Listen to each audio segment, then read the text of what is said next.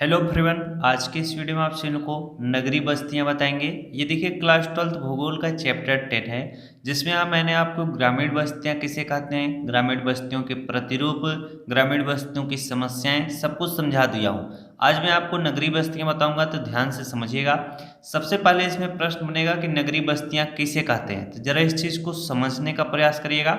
तो देखिए, नगरों में निवास करने वाली बस्तियों को हम क्या कहते हैं, नगरी बस्तियां कहते हैं, जिसमें रहने वाले व्यक्ति गैर प्राथमिक क्रियाओं में संलग्न रहते हैं। जैसे गैर प्राथमिक कार्यों का मतलब यानी वो द्वितीयक क्रिया, तृतीयक क्रिया, चतुर्थक क्रियाओं से क्या कार्य करके अपना जीवन यापन करते हैं। इतनी बात आपको समझ में आ गई होगी कि नगरी बस्ती किसे कहते हैं। अब हम इसके बारे में क्या डिटेल में पढ़ेंगे। ये सारी जो चीज़ें लिखी रहती हैं इनको आप छोड़ दीजिएगा। मेन चीज़ मैं आपको समझाता हुआ चल रहा हूँ, उनको आप समझते हुए चलिएगा। अगला पॉइंट इसमें देखिए, आपसे पूछेगा नगरी बस्तियों का वर्गीकरण कीजिए।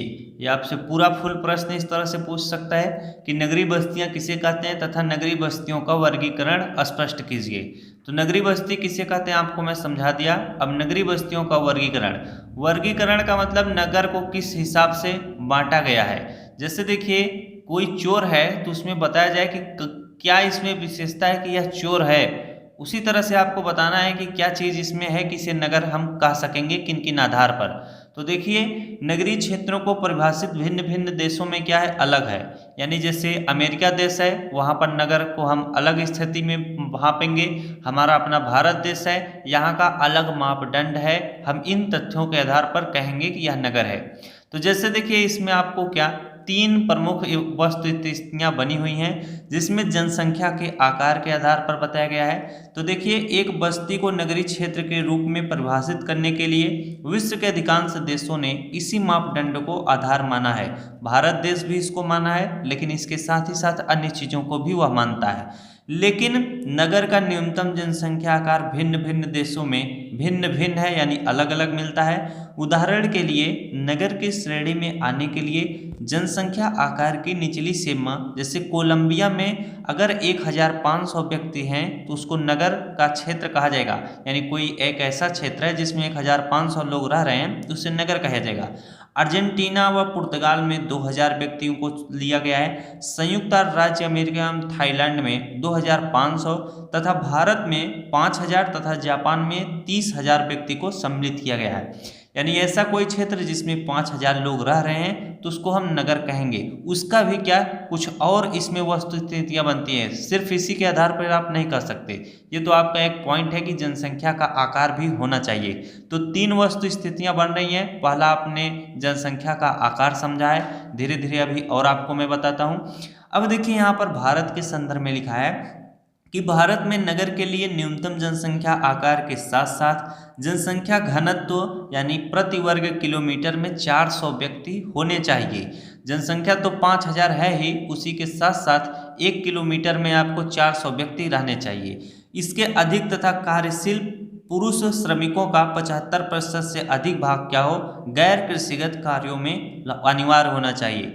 यानी 75% वहाँ की जो जनसंख्या है वह प्राथमिक कार्य को छोड़कर द्वितीयक, तृतीयक, चतुर्थ तथा पंचम क्रियाओं में संलग्न रहनी चाहिए। इतनी बात समझ में आई। जब ये आधार आपको मिलेगा तभी आप कहेंगे कि भारत में ऐसी जहाँ पर वस्तु स्थितियाँ बनेंगी उसी को हम क्या नगर की श्रेणी में रखेंगे। चलिए, दूसरा पॉइंट इसका क्या है उसको समझिएगा। दूसरा देखिए, व्यवसायिक संरचना है और तीसरा प्रशासन है। अब व्यवसायिक संरचना, जरा इन सब चीज़ों को समझिएगा। कुछ देशों जैसे भारत में जनसंख्या आकार के अतिरिक्त आर्थिक क्रियाकलापों को भी नगरीय बस्ती निर्धारित करने के लिए मापदंड माना जाता है। इटली में किसी बस्ती को तभी नगर की श्रेणी में रखा जाता है जब उस बस्ती की आर्थिक रूप से उत्पादन कुल जनसंख्या का 50% से अधिक भाग क्या हो, गैर कृषिगत कार्यों में लगा हो। वहीं पर भारत में नगरीय बस्ती को श्रेणी में आने के लिए यह प्रतिशत कितना है, 75%। यानी 75% से ज़्यादा जब व्यक्ति क्या करते हैं, गैर कृषिगत कार्यों में शामिल हो, यानी द्वितीयक, तृतीयक, चतुर्थक, पंचम क्रिया जब करते हैं तब वह नगरीय श्रेणी के अंतर्गत आएगा। अब वहीं पर देखिए, प्रशासन को भी इसमें रखा गया है, तो प्रशासन के बारे में भी जरा सुनिएगा। कुछ देशों में एक बस्ती को नगर के रूप में वर्गीकृत करने के लिए प्रशासनिक स्वरूप को भी एक आधार माना जाता है। उदाहरण के लिए भारत में 5,000 से कम जनसंख्या रखने वाली बस्ती को भी नगर कहा जाता है, जहां नगर पालिका, कैंटोनमेंट बोर्ड अथवा नोटिफाइड एरिया क्या है, कार्यरत हैं।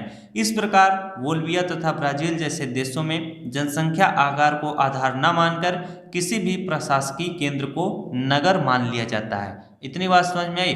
तो जहां पर 5,000 से कम जनसंख्या रह रही है भारत में, उन ऐसे क्षेत्रों को भी नगर घोषित किया गया है जहां पर ये वस्तु स्थितियां क्या होती हैं, बनती हैं। यानी वहां के व्यक्ति गैर प्राथमिक कार्यों में संलग्न हो, 1 किलोमीटर के दायरे में 400 व्यक्ति रह रहे हों, तथा उसके साथ ही साथ जैसे 5,000 से कम जनसंख्या रखने वाली बस्ती भी नगर के अंतर्गत आती है, जहां नगर पालिका, कैंटोनमेंट बोर्ड अथवा नोटिफाइड एरिया क्या है, कार्यरत हैं। चलिए अब आगे आपको लेके चलते हैं। अगला पॉइंट है, इसको भी समझिएगा, काफ़ी बेहतरीन पॉइंट है। जैसे कोई आपसे पूछे कि नगरीय स्थिति को प्रभावित करने वाले कारकों के बारे में जरा हमें बताइए, तो देखिए इसमें आपको प्राचीन और आज के समय में थोड़ा तुलना करके बताना होगा। जैसे देखिए प्राचीन काल में जो नगर थे उनमें क्या वस्तुस्थितियाँ बनती थी, जैसे जहाँ पर जल हो, जहाँ पर अच्छे से क्या हो, समतल एरिया हो जहाँ पर घर बनाए जा सकें, उपजाऊ मिट्टी की उपलब्धता हो जिससे वह खेती बाड़ी कर सकें। जब ये सारी जहाँ पर वस्तु स्थितियाँ बनती थी ऐसे क्षेत्रों पर नगरों का विकास होता था। लेकिन आज के समय में ज़माना थोड़ा बदल चुका है। जहाँ पर जल की उपलब्धता नहीं है वहाँ पर पाइपलाइन के द्वारा जल को पहुँचा दिया जाता है। जहाँ पर ज़मीन थोड़ा उबड़ खाबड़ है उसको बुलडोजर के माध्यम से समतल करके उसे भी क्या सही रूप में व्यवस्थित कर दिया जाता है, जिससे बड़ी बड़ी बिल्डिंग वहाँ पर बनाई जा सके। अब देखिए कुछ और वस्तु स्थितियाँ हैं, थोड़ा उनके बारे में अब हम लोग समझेंगे। जैसे देखिए वर्तमान में नगरीय बस्ती की स्थिति को क्या प्रभावित करने वाले अन्य कारकों में व्यापारिक मार्ग की निकटता को भी देखा जाता है, प्राकृतिक रूप से सुरक्षित स्थल, खनन क्षेत्रों की समीपता भी होनी चाहिए, स्थानीय रूप से उपलब्ध कच्चे माल व शक्ति के साधन हो जिससे वहाँ पर क्या हो सके, व्यापार हो सके, बड़ी बड़ी कंपनियां लग सकें जिससे लोगों को रोजगार मिल सके। प्राकृतिक दृश्यों से संपन्न क्षेत्र, सागरीय तट, ऐतिहासिक अवशेषों वाले क्षेत्र तथा पत्तन पोताश्रय की उपलब्धता। ये पत्तन पोताश्रय और जो यहाँ पर लिखा है ऐतिहासिक, इन सभी चीज़ों से क्या होता है, जैसे पत्तन पोताश्रय से व्यापार होता है, ऐतिहासिक स्थल रहते हैं तो वहाँ से क्या होता है, शहरों में लोग उन चीज़ों को देखने के लिए जाते हैं तो पैसा इकट्ठा होता है। ये सारी चीज़ें भी होनी चाहिए। जैसे कारक आदि क्या हैं, सम्मिलित हैं। इसके साथ ही साथ अन्य भी कारक हैं जिनको आपको डिटेल में बताया जाएगा। तो चलिए अगला पॉइंट अब मैं आपको बताता हूँ। इसमें देखिए आप हर एक पॉइंट को समझिए, जितना मैं समझा रहा हूँ तभी आपको ये सारी चीज़ें समझ में आएंगी, वरना आपके दिमाग के ऊपर से क्या निकल जाएगा। जैसे यहाँ पर नगरीकरण और नगरीय बस्तियों की विशेषताएं हैं, इनके बारे में अगर पूछ दिया जाए तो कुछ लोगों को नगरीकरण और नगर एक ही लगेगा, वो बिल्कुल सही है, लेकिन थोड़ा क्या है उसमें भिन्नता है, वो भिन्नता जानने का प्रयास करिए। तो यहाँ पर देखिए नगरीकरण से आशय क्या है, एक देश के नगरीय क्षेत्रों में निवास करने वाली जनसंख्या में अनुपातिक वृद्धि से होता है। आई बात समझ में। जैसे देखिए अपना भारत देश है, अब जैसे मान लीजिए बनारस क्या है, मान लीजिए नगर है, अब बनारस में रहने वाले लोगों की संख्या धीरे धीरे क्या हो रही है, बढ़ रही है, यानी वहाँ पर क्या हो रहा है, नगरीकरण हो रहा है। जैसे नगर में जब लोगों की जनसंख्या बढ़ती है वहाँ पर सुविधाएं और अच्छे से मिलने लगती है तो वहीं पर लोग ज़्यादा रहना उचित रह सकते हैं। तो जब ऐसी वृद्धि होती है तो उसको नगरीकरण के अंतर्गत रखा गया है। अब देखिए वहीं पर नगरी क्या चीज़ है, जैसे गाँव को छोड़कर लोग नगरों में जाकर रहते हैं। नगरों में किस लिए रहेंगे, यानी जिससे वह अपना जीवन यापन अच्छे से कर सकें। अब इन्हीं सब चीज़ों के बारे में हम थोड़ा डिटेल से जब आपको बताएंगे तब आपको समझ में आएगा। जैसे यहाँ पर देखिए लिखा है कि नगरीकरण शब्द का प्रयोग किसी क्षेत्र या प्रदेश के संदर्भ में न होकर बल्कि उस जनसंख्या के लिए होता है जो नगरीय क्या हो रही है। अतः नगरीय जनसंख्या में अनुपात में वृद्धि को ही नगरीकरण कहा जाता है। जैसे मान लीजिए बनारस क्या है, मान लीजिए नगर है और यहाँ बनारस की जनसंख्या जब वृद्धि हो रही है तो इसी वृद्धि को हम क्या कहेंगे, नगरीकरण हो रही है। अब देखिए दूसरे शब्दों में पढ़ने की भी आवश्यकता थोड़ी आपको होती है जिससे आप पूरा नॉलेज पा सकें। वहीं दूसरे शब्दों में लोगों का छोटे ग्रामीण अथवा कृषि समुदायों अथवा गांवों से बड़े शहरों में सरकार, व्यापार, परिवहन और विनिर्माण जैसे विभिन्न क्रियाकलापों में रोजगार पाने के लिए लोगों का सामान्य गमागमन नगरीकरण कहलाता है। अब देखिए गाँव को छोड़कर लोग इसीलिए ना शहर में आते हैं जिससे वह रोजगार पा सकें। यही चीज़ मैं आपको बताया था। आगे देखिए, यह कस्बों और नगरों से कुल इसको छोड़ दीजिए वरना आप थोड़ा कंफ्यूज हो सकते हैं। अब मैं आपको डायरेक्ट बताता हूँ नगरीय बस्ती के बारे में। थोड़ा इसमें विशेषता था तो विशेषता को पढ़ना पड़ेगा। नगरीय बस्ती में क्या होता है, गैर कृषिगत कार्यों की प्रधानता मिलती है।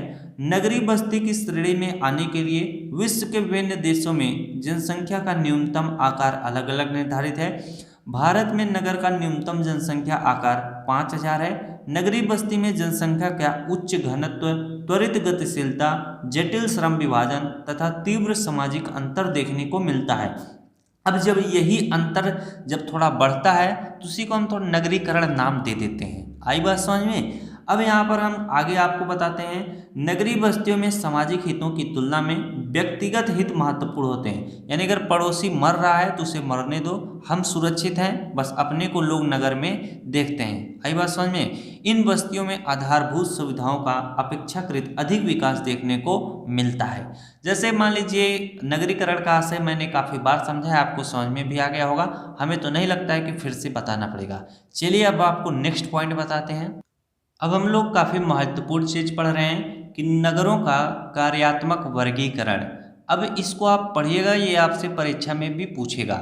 नगरों यानी कार्य के आधार पर नगरों को आपको क्या बांटना है। तो यहाँ पर देखिए, कार्य के आधार पर हम सामान्यतः नगरों को निम्न आधार पर बांट सकते हैं। जैसे देखिए, ऐसे नगर प्रशासनिक नगर। प्रशासनिक नगर कैसे नगर होते हैं, ऐसे नगर जिसमें प्रशासनिक कार्यों से प्रशासनिक सेवाओं से संबंधित कार्य किए जाते हों, वह प्रशासनिक नगर के अंतर्गत आता है। अब कैसे, देश की राजधानी में क्या होता है, प्रशासनिक कार्य होते हैं, जिसमें केंद्रीय सरकार के प्रशासनिक कार्यालय होते हैं, उन्हें हम प्रशासनिक नगर कहा जाता है। लेकिन आप मेरी परिभाषा को थोड़ा ध्यान से सुनेंगे तो आपको अच्छे से याद होगा। प्रशासनिक नगर ऐसे नगर जिसमें प्रशासनिक सेवाओं से संबंधित कार्य किए जाते हैं, प्रशासनिक नगर कहलाते हैं। अब अगर आप थोड़ा उदाहरण आप याद कर लेंगे तो आपके लिए थोड़ा और अच्छा होगा, वरना अगर नहीं भी याद करेंगे तो ज़्यादा तकलीफ नहीं होगा। उदाहरण के लिए आप डालिएगा भारत के संदर्भ में नई दिल्ली, फिर यहाँ पर आप डाल सकते हैं वाशिंगटन डाल सकते हैं, इंग्लैंड के लिए लंदन डाल सकते हैं। बस 3 ही उदाहरण आप याद करिए, बाकी जितना है उन्हें आप छोड़ दीजिएगा क्योंकि वो आप भूल जाएंगे बाद में। आप क्या याद रखिएगा, नई दिल्ली भारत के संदर्भ में याद रखिएगा, वाशिंगटन यहाँ अमेरिका के संदर्भ में आप याद कर सकते हैं, फिर इसके बाद इंग्लैंड के संदर्भ में लंदन आप याद कर सकते हैं। अब बाकी सारी चीज़ें आप छोड़ दीजिए। अब दूसरा हमें आपको पढ़ना है क्या, व्यापारिक एवं व्यावसायिक नगर। तो देखिए, व्यापार एवं व्यावसायिक नगर ऐसे नगर जिसमें व्यापार एवं व्यावसायिक संबंधित गतिविधियां होती हैं, ऐसे नगर व्यापारिक एवं व्यावसायिक नगर के अंतर्गत आते हैं। जैसे देखिए, इसमें कौन कौन सा व्यापार किया जाएगा उसके बारे में भी आप लिख सकते हैं। जैसे देखिए, यहाँ पर लिखा है कि कृषि बाजार नगर, जैसे विनिपेग, ये आपके क्या हैं, आपके नगर हैं, उनके बारे में लिखा हुआ है। तो व्यापार क्या किन किन चीज़ों का होता है, जैसे देखिए कृषि का व्यापार होता है, पशु का व्यापार होता है, आप किसी भी चीज़ का आप ले सकते हैं, जैसे खाद्य पदार्थों का भी व्यापार होता है, तमाम कपड़ों का व्यापार होता है, सभी चीज़ों को। लेकिन आप परिभाषा लिखकर बस 2-3 पॉइंट बस आप व्यापार के बारे में डालेंगे, कृषि व्यापार, वस्तु व्यापार यानी खाद्य आपूर्ति का व्यापार। अब आगे आप लिखेंगे जैसे लाहौर, बगदाद एवं आगरा सभी व्यापारिक एवं व्यावसायिक श्रेणी के क्या हैं, नगर हैं। इतना आप याद रखेंगे उदाहरण तो आपको बहुत अच्छा नंबर मिलेगा। जैसे लाहौर, बगदाद, आगरा। तो अगर आप बगदाद तो आपको याद ही होगा, लाहौर भी याद होगा, आगरा तो आपको जानते होंगे। तो लाहौर, बगदाद एवं आगरा सभी व्यावसायिक एवं व्यावसायिक श्रेणी के नगर हैं, ये व्यापारिक लिखा है। अब आपको तीसरा याद करना है सांस्कृतिक नगर। तो सांस्कृतिक नगर क्या है, जरा इन सब चीज़ों को बारे में आप देखते हुए चलिएगा। तो देखिए, ऐसे नगर जो सांस्कृतिक गतिविधियों के कारण जाने जाते हों, वह सांस्कृतिक नगर के अंतर्गत आते हैं। जैसे सांस्कृतिक नगर के अंतर्गत अपना बनारस लिख सकते हैं, जितना आप जानते हो बनारस, इलाहाबाद का भी नाम उसमें लगा सकते हैं, कोई इसमें तकलीफ नहीं होगी। तो मक्का इसमें लिख, जगन्नाथपुरी आप याद रखिएगा, अपने देश का लिखेंगे तो और अच्छी बात है। तो अगर विश्व का भी लिख देंगे तो भी कोई दिक्कत नहीं है, लेकिन अपने देश का नाम आपको याद रहेगा। जैसे देखिए देश का मतलब बनारस क्या है, एक जिला है, तो इसको भी इसमें लिखा गया है सांस्कृतिक नगर। बनारस लिखिएगा, प्रयागराज लिखिएगा, जगन्नाथपुरी लिख दीजिएगा। इतनी चीज़ें आपको याद करनी है। अब देखिए चौथा है स्वास्थ्य एवं मनोरंजन नगर। तो ऐसा नगर जिसमें स्वास्थ्य एवं मनोरंजन जैसी गतिविधियों पाया जाता है वह स्वास्थ्य एवं मनोरंजन नगर के अंतर्गत आते हैं। जैसे मियामी एवं पणजी इसमें लिखा है। उसी तरह से औद्योगिक नगर का उदाहरण आप बनाएंगे। ऐसे नगर जिसमें औद्योगिक जैसी गतिविधियां पाई जाती हैं औद्योगिक नगर के अंतर्गत आते हैं, जैसे पिट्सबर्ग, जमशेदपुर। अगला है छठवां खनन नगर। ऐसे नगर जिसमें खनन जैसी गतिविधियां पाई जाती हैं वो खनन नगर के अंतर्गत आते हैं, जैसे ब्रोकन हिल एवं धनबाद। अब सतवां लिखेंगे परिवहन नगर, वही परिभाषा आप लगाएंगे उसी तरह से। उदाहरण लिखेंगे सीगापुर व मुगलसराय। मैं आपको बहुत ही डिटेल में बता रहा हूं जिससे आप सारी चीज़ों को जानते रहें। अब आपको देखिए क्या पढ़ना पड़ेगा, आकृति के आधार पर नगरों का वर्गीकरण। तो देखिए कुछ ऐसे नगर हैं जिनका आकृति के आधार पर उनका वर्गीकरण किया गया है, तो थोड़ा इनके बारे में सुन लीजिएगा। नगरीय बस्तियां कई आकार की हो सकती हैं। ये आकार रेखीय, वर्गाकार, तारा के आकार व अर्धचंद्राकार हो सकते हैं। वस्तुतः किसी नगर की आकृति, वास्तुकला और भवनों की शैली वहाँ के ऐतिहासिक एवं सांस्कृतिक परंपराओं की क्या देन होती हैं। विकसित एवं विकासशील देशों के कस्बे व नगर स्वयं के विकास व नगर नियोजन में अनेक प्रकार की भिन्नताएं रखते हैं। अब चलिए मैं उन जो नगर हैं योजनाबद्ध के तहत जो बनाए गए हैं उनके बारे में बताता हूँ। यहाँ पर देखिए विकसित देशों में अधिकतर नगर क्या होते हैं, योजनाबद्ध ढंग से बसाए गए होते हैं। वहीं पर जो विकासशील देश होते हैं वहाँ पर योजनाबद्ध ढंग से नहीं बसाया जाता है। जैसे अपना भारत देश देख लीजिए, जैसे आपका बनारस शहर हो गया, प्रयागराज हो गया, जितने भी आप जानते होंगे वो एक योजना के तहत नहीं बसाया गया, जहाँ पर जिसका मन किया वहाँ पर अपना मकान बना लेता है। वहीं पर विकसित देशों में क्या होता है, सरकार एक योजना के तहत सड़क को निकालती है, काफ़ी पर्याप्त जगह छोड़ती है, तब घर बनाने का परमिशन देती है। यही चीज़ें आप अपने देश में भी लागू हो रही हैं, जिससे व्यवस्थाओं में सुधार होगा। अब आपके सिलेबस में देखिए 2 दिया है, अदीस अबाबा और कैनबरा, इनको याद रखिएगा। तो अदीस अबाबा देखिए यह इथियोपिया की राजधानी है। इसकी स्थापना 1878 ईस्वी में की गई थी। संपूर्ण नगर क्या था, पर्वतीय घाटी स्थलाकृति पर स्थित है। यानी पर्वतीय घाटी पर क्या है, स्थलाकृति पर स्थित है। तो समझ सकते हैं काफ़ी मशक्कत की गई होगी तब इसको बसाया गया होगा बहुत ही अच्छे तरीके से। विदेशों में आप देखेंगे शहर ऐसा लगता है जैसे स्वर्ग। इस नगर के चारों ओर क्या हैं, सुव्यवस्थित सड़कें हैं, यहाँ अत्यधिक विकसित बाजार भी हैं। अदीस अबाबा शिक्षा का महत्वपूर्ण केंद्र भी है। यहाँ पर रेलवे एवं हवाई अड्डों का भी समुचित विकास किया गया है। अब हम लोग कैनबरा के बारे में पढ़ेंगे।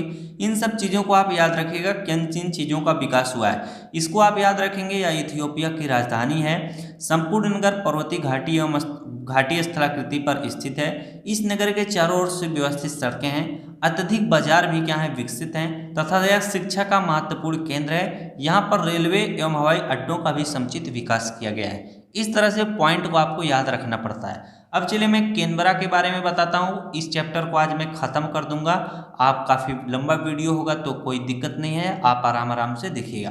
कैनबरा यह ऑस्ट्रेलिया की राजधानी है। अमेरिकन वास्तुकार वाल्टर बर्ली ग्रिफिन ने सन 1912 में इस नगर की योजना बनाई थी। पिछले कुछ दशकों में इसके समीप कई उपनगर बन गए हैं, जिसके स्वयं के क्या हैं, केंद्र हैं। नगर में अनेक खुले क्षेत्र होने के साथ कई उद्यान एवं पार्क भी हैं। बस इतना आपको याद रखना है। कैनबरा में क्या याद रखना है, यह ऑस्ट्रेलिया की राजधानी है। अमेरिकन वास्तुकार वाल्टर बर्ली ग्रिफिन ने सन 1912 में इस नगर की योजना बनाई थी। फिर क्या हुआ, पिछले कुछ दशकों में इसके समीप कई उपनगर बन गए हैं, जिनके स्वयं के क्या केंद्र भी हैं। नगर में अनेक खुले क्षेत्र होने के साथ साथ कई उद्यान एवं पार्क भी हैं। इतना आप याद रखिएगा और लिख दीजिएगा अगर कोई पूछे तो। अब आपको क्या पढ़ना है, जरा इस चीज़ को सीखिए, काफ़ी महत्वपूर्ण चीज़ है ये। अब यहाँ पर पूछा है नगरीय बस्तियों के प्रकार। क्या, नगरीय बस्तियों के प्रकार। अब जैसे देखिए चोर की विशेषता तो आपको बता दिया गया, क्योंकि चोर का वर्गीकरण।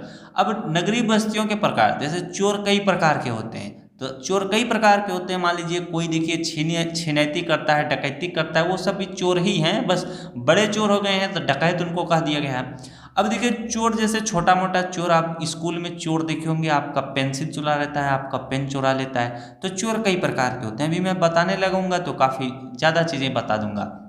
चलिए अब हम लोग पढ़ते हैं नगरीय बस्तियों के प्रकार। तो नगरीय बस्तियां भी कई प्रकार के हैं, जरा इनको बारे में समझेंगे।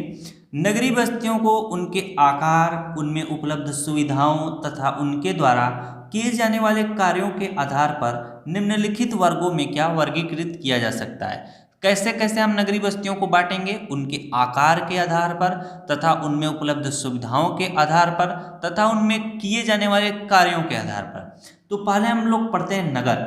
नगर के लिए जनसंख्या आकार ही मापदंड नहीं होता है, वरन नगर में कुछ विशेष कार्य जैसे निर्माण, खुदरा व थोक व्यापार एवं व्यावसायिक सेवाएं प्रमुख रूप से क्या हैं, संपन्न किए जाते हैं। कहाँ? नगर में। जब ये कार्य आपको मिलेंगे जहाँ, तो आप कह दीजिएगा वो क्षेत्र क्या है, नगर के अंतर्गत आएगा। अब शहर को जरा सुनिएगा। शहर तो नगर के लिए शहर नगरों से क्या होते हैं, बड़े होते हैं एवं इनके आर्थिक कार्य भी अधिक होते हैं, या ऐसा अग्रणी नगर होता है जो अपने स्थानीय व क्षेत्रीय प्रतिस्पर्धी नगरों को पीछे छोड़ देता है। शहरों में प्रमुख वित्तीय संस्थान, प्रादेशिक प्रशासकीय कार्यालय एवं यातायात के क्या होते हैं, केंद्र होते हैं। फिर से मैं बताता हूँ, तब आपको समझ में आएगा। जब एक ही चीज़ को आप 2-3 बार पढ़ोगे तब आपके दिमाग में आता है। तो शहर क्या होता है, शहर नगरों से बड़े होते हैं एवं इनके आर्थिक कार्य भी अधिक होते हैं, या ऐसे अग्रणी क्या होते हैं, नगर होते हैं जो अपने स्थानीय व क्षेत्रीय प्रतिस्पर्धी नगरों को पीछे छोड़ देता है, यानी इनमें काफ़ी ज़्यादा विकास हो जाता है। शहरों में प्रमुख वित्तीय संस्थान, प्रादेशिक प्रशासकीय कार्यालय एवं यातायात के क्या होते हैं, केंद्र होते हैं। अब हम सन नगर के बारे में आपको बताएंगे। सन नगर क्या चीज़ है? यहाँ पर देखिए लिखा है कि सन नगर शब्द का सबसे पहले प्रयोग सन 1915 में पैट्रिक गिडिज नामक विद्वान ने किया था। सन नगर एक विशाल विकसित नगरीय क्षेत्र होता है जो मूलतः 2 या अधिक नगरों के परस्पर मिल जाने से विशाल नगरीय क्षेत्र में क्या होता है, बदल जाता है। फिर से मैं बताता हूँ तब आपको समझ में आएगा। अभी उदाहरण मैं बता दूंगा तो आपको नहीं समझ में आएगा, उदाहरण बताऊंगा तब अभी आपको और समझ में आएगा। आगे मेरी बातों को समझिएगा। सन नगर शब्द का सबसे पहले प्रयोग सन 1915 में पैट्रिक गिडिज नामक विद्वान ने किया था। सन नगर एक विशाल विकसित नगरीय क्षेत्र होता है जो मूलतः 2 अधिक नगरों के क्या परस्पर मिल जाने से विशाल नगरीय क्षेत्र में क्या बदल जाता है। अब समझिएगा। अब मैं उदाहरण आपको वो बताऊंगा जो आप सुने हो। जैसे देखिए दिल्ली और गाजियाबाद का नाम आप लोगों ने सुना होगा। तो दिल्ली और गाजियाबाद मिल गया तो इसे हम कौन सा नाम देंगे, सन नगर। जहां पर बोला है कि 2 नगर जब मिल जाते हैं वो एक विशाल रूप में बन जाते हैं, उन्हें हम क्या बोलेंगे, सन नगर। दिल्ली और गाजियाबाद। इलाहाबाद और नैनी का नाम सुने होंगे, तो इलाहाबाद और नैनी भी क्या आ जाएंगे, जब जुड़ते हैं तो सन नगर के अंतर्गत आएंगे। उसी तरह से गुड़गांव और फरीदाबाद का भी नाम आप सुने होंगे तो जान सकते हैं। तो बस 3 उदाहरण आप याद रखिएगा। कौन कौन सा? दिल्ली, गाजियाबाद, सन नगर के लिए इलाहाबाद और नैनी, और तीसरा गुड़गांव और फरीदाबाद। अगर आप इन चीज़ों को याद रखेंगे तो आपके लिए काफ़ी लाभदायक होगा। अब हम आपको विश्व नगरी या मेगालोपोलिस के बारे में बताते हैं। तो देखिए यूनानी शब्द मेगालोपोलिस का अर्थ विशाल नगर है। इस शब्द का सर्वप्रथम प्रयोग सन 1857 में जीन गोटमैन नामक विद्वान ने किया। 2 पॉइंट आपको याद हुआ होगा। यह एक ऐसा बड़ा महानगरीय प्रदेश होता है जिसमें सन नगरों का क्या मिलता है, समूह मिलता है। संयुक्त राज्य अमेरिका के पूर्वी तट के उत्तरी भाग में स्थित बोस्टन से दक्षिण में वाशिंगटन तक मिलने वाला सतत नगरीय क्षेत्र किसके अंतर्गत आता है, मेगालोपोलिस के अंतर्गत आता है। और यही इसका क्या है, सबसे अच्छा उदाहरण है। अब आप मिलियन सिटी के बारे में पढ़ेंगे। तो यहाँ पर देखिए विश्व में मिलियन सिटी की संख्या पहले की तुलना में लगातार बढ़ रही है। जो चीज़ लिखा है वही आप समझिएगा। 2016 में विश्व भर में 512 शहरों में कम से कम 10 लाख निवासी थे। वहीं पर 2030 तक अनुमानित 662 शहरों में कम से कम 10 लाख निवासी होंगे। अब हम मेगा सिटी के बारे में आपको बताते हैं। अब देखिए मेगा सिटी क्या चीज़ है। मेगा सिटी शब्द उन नगरों के लिए प्रयुक्त होता है जिनकी जनसंख्या मुख्य नगर व उपनगरों को मिलाकर 1 करोड़ से अधिक हो। पिछले 50 वर्षों में विकसित देशों की तुलना में विकासशील देशों में इनकी संख्या क्या हो रही है, बढ़ रही है। इतना पॉइंट आप इसमें याद रखिएगा। मैं चाह रहा हूँ कि आज ये चैप्टर आपका पूरी तरह से समाप्त हो जाए। तो और मैं आपको बताता हूँ, 2 ही चीज़ बचे हुए हैं, उनको भी समझ लीजिए। विकासशील देशों में मानव नगरीय बस्तियों की समस्याएं। ऐसा नहीं है कि नगरों में सिर्फ आपको सुविधाएं मिलती हैं, नगरों में आपको समस्याएं भी देखने को मिलती हैं। तो आपके सिलेबस में देखिए आर्थिक समस्याएं दिया है, तो उनको हम पढ़ेंगे। देखिए विश्व के विकासशील राष्ट्रों के गांवों की जनसंख्या में रोजगार के घटते अवसरों के कारण प्रतिवर्ष बड़ी संख्या में गांवों को छोड़कर नगरों की ओर लोग पलायन कर रहे हैं, जिससे नगरीय क्षेत्रों में अधिक भीड़भाड़ हो जाती है। जब नगर में ज़्यादा व्यक्ति रह जाएंगे तो रहने का घर इनको क्या होता है, कमी पड़ जाता है, जिससे लोग सड़कों पर क्या अपनी घर को बना लेते हैं, यानी झोपड़ी पट्टी, जिसे आप झोपड़पट्टी कहते हो। तो सड़कों पर ऐसे लोग क्या घरों को बना लेते हैं। अब देखिए आपको दूसरी समस्या क्या दिया है, सामाजिक व सांस्कृतिक समस्याएं। तो अधिकांश नगर निवासियों के आधारभूत सामाजिक ढांचागत सुविधाएं भी पर्याप्त रूप से नहीं मिल पाती हैं उपलब्ध, जैसे स्वास्थ्य, शिक्षा सुविधाएं गरीबी रेखा से नीचे जीवन यापन कर रही जनसंख्या की पहुंच से क्या बाहर रहती है। जैसे देखिए गरीब जो है वह ना तो ही शिक्षा प्राप्त कर सकता है शहर में। अब शहर में आप किसी भी स्कूल में एडमिशन कराएंगे, फीस बहुत हाई फाई है। गांव के बच्चे अगर सुन लेंगे तो समझ लीजिए सर पे हाथ रख लेंगे। आपको यकीन नहीं होगा, जहां मैं रहता हूं वहां पर एक ऐसे विद्यालय है जहां पर 1 महीने की फीस 15,000 से 20,000 है। ऐसे ऐसे विद्यालय हैं, आप समझिए 1 महीने की फीस 15,000 से 20,000 है। वहीं पर अगर आपकी तुलना की जाए तो आप, हमें लगता है कि साल भर में अगर 3,000 रुपया जमा कर दोगे तो आपका पूरा पढ़ाई हो जाता है।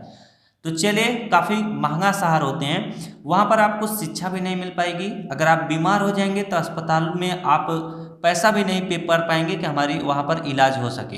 दूसरी चीज़ क्या है, बेरोजगारों की संख्या यहाँ पर बढ़ रही है। आई बात समझ में? तो यहाँ पर देखिए बेरोजगारी के बढ़ते तथा शिक्षा की कमी के कारण अपराध बढ़ जाते हैं। पुरुष प्रधान प्रवास के कारण नगर में जनसंख्या का क्या लिंगानुपात असंतुलित हो जाता है। अब गांव को छोड़कर क्या पुरुष शहर में कमाने के लिए आते हैं, तो शहरों में पुरुषों की संख्या अधिक, स्त्रियों की संख्या कम हो जाती है, जिससे लिंगानुपात पर भी काफी प्रभाव पड़ता है। पर्यावरणीय समस्या में क्या आप लिखेंगे, जरा पॉइंट को आप याद रखिएगा, आप अच्छे से लिख पाएंगे। जैसे क्या होता है, नगरों में देखिए जल की अनुपलब्धता होती है, जल वहाँ पर आपको आसानी से नहीं मिल पाएगा पीने के लिए। जैसे गाँव के में जितने लोग होंगे नल चलाकर आसानी से पानी को पी सकते हैं। वहीं पर नगरों में क्या होता है, जैसे जो बड़े बड़े नगर हैं, जैसे दिल्ली, जैसे दिल्ली को मैं उदाहरण ले लेता हूँ, उससे समझिए, क्योंकि दिल्ली का नाम सभी लोग सुने होंगे। दिल्ली में क्या होता है, जैसे आप पानी घर, मान लीजिए आप गांव में हो, नल चलाकर पानी पी लिए। दिल्ली में क्या होगा, आपको पाइपलाइन आपके घर तक आई रहेगी, पानी उसमें आएगा, इतने समय से इतने समय तक वहां पर पानी आएगा, इसके बाद पानी टोंटी आप खोलो, पानी उसमें आएगा ही नहीं।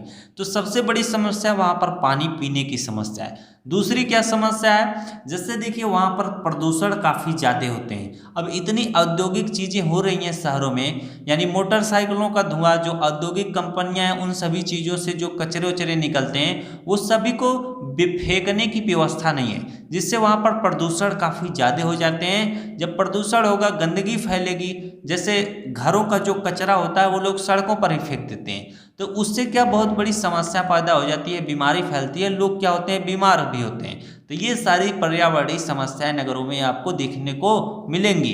तो आज का सेशन यहीं पर कंप्लीट होता है। अब मैंने सब कुछ जितना आपके चैप्टर में था हर एक पॉइंट को बता दिया है। अब रही बात आपको पढ़ने की, आप पढ़ते हैं तो काफ़ी अच्छी बात है। बहुविकल्पी प्रश्न आपके कराए जा रहे हैं, उनको आप देखते रहिएगा। मिलते हैं नेक्स्ट वीडियो में। Thanks for watching, I love you.